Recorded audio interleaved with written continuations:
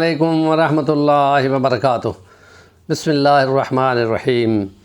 لقد کان لکم فی رسول اللہ اسوۃ حسنہ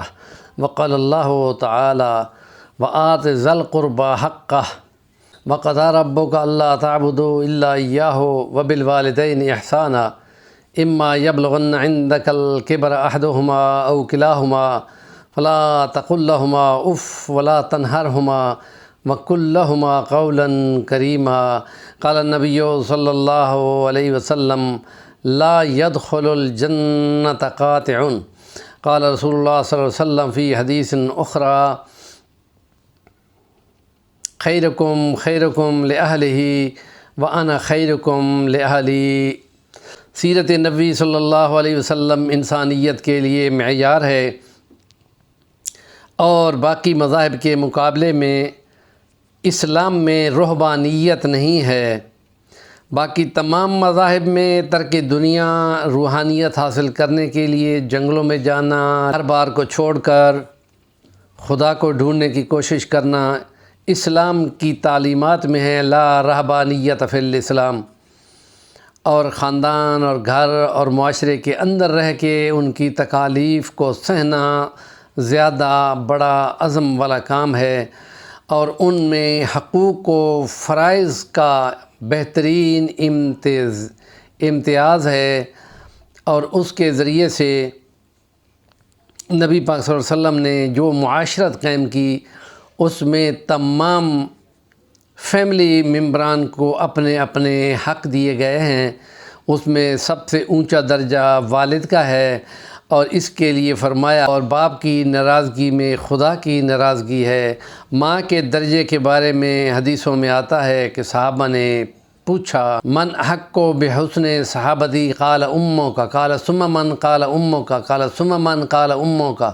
قال ثم من ثم ابو کا ثم ادنا کا ادنا کا۔ پھر اس کے بعد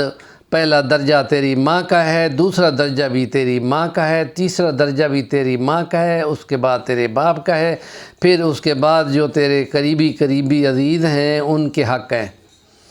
اور اس لیے قرآن میں فرما دیا جنت میں رشتہ داریوں کو توڑنے والا جنت میں داخل نہ ہوگا، حالانکہ جنت کی خوشبو اور اس کی ہوائیں تو 70 سال کی مسافت سے سنگائی دے رہی ہوں، یا وہ فوت ہو جائے یا اس کی شادی ہو جائے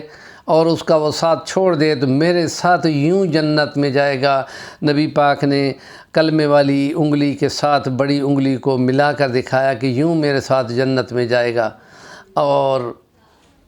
اس معاشرت میں جہاں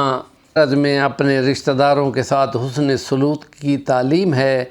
اور اس حدیث میں جس میں نبی پاک نے فرمایا مسلمان پہ 6 حق ہیں، جب وہ ملے تو سلام کرے، جب وہ موجود نہ ہو تو اسے خیر خواہی کرے، اور جب وہ کسی مشکل کے لیے بلائے یا کام کے لیے تو اس کو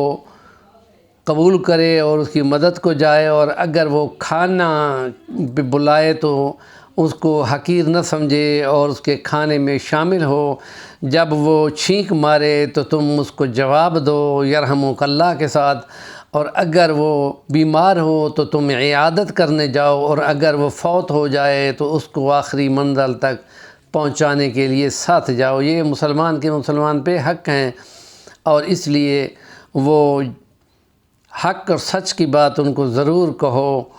اور ان کے ساتھ خیر خواہی کرو، ان کو امداد دو، اور اپنی دیواروں کو اتنا اونچا نہ کرو کہ تازہ ہوا اس کو نہ پہنچ سکے۔ ایسی ساری تعلیمات نظام معاشرت کا حصہ ہے، جس میں ان چیزوں کو اگر آپ باقی ادیان کے ساتھ ملا کے کمپیریزن کریں تو پھر آپ کو اصل بات کی سمجھ آئے گی، کیونکہ تعلیمات کے ابلاغ کا یہ طریقہ ہے کہ چیزوں کو اس کی ضد کے ساتھ پہچانا جائے۔ عیسائی مذہب میں کیا حالات ہیں، بدھ مذہب میں کیا ہے، ہندو مذہب میں کیا ہے، ان تمام کے ساتھ کمپیریزن کریں گے تو آپ کو پتہ چلے گا کہ کس حد تک اسلام کی تعلیمات ہے۔ یورپ کے اندر جتنی دنیا مسلمان ہو رہی ہے ان میں 10 میں سے 7 خواتین ہوتی ہیں، اس لیے کہ اسلام نے خواتین کو میراث میں حصہ دلوایا ہے اور ان کو اپنی ملکیت کا مالک بنایا ہے، اور اس کے بعد وہ یہ جب کمپیریزن کرتے ہیں تو وہ کلمہ پڑھنے پہ مجبور ہو جاتی ہیں کہ، اور جب وہ میراث کی تقسیم ہوتی ہے تو آدھا حصہ اس کو ملتا ہے باپ کی طرف سے اور آدھا حصہ اس کو خامند کی طرف سے ملتا ہے، اس کا حصہ پورا ہو جاتا ہے، جبکہ اس کے جو بھائی ہوتے ہیں ان کو جو حصہ ملتا ہے وہ اسی میں سے اس نے اپنی وائف کو، گھر والوں کو بھی کھلانا ہوتا ہے، اس کا ایک حصہ اس کا پورا ہو رہا ہے تو اس کا ایک حصے سے بھی کچھ کم ہو جاتا ہے۔ بظاہر یہ لگتا ہے کہ مرد کو 2 حصے دیے ہیں، عورت کو 1 حصہ دیا گیا ہے، لیکن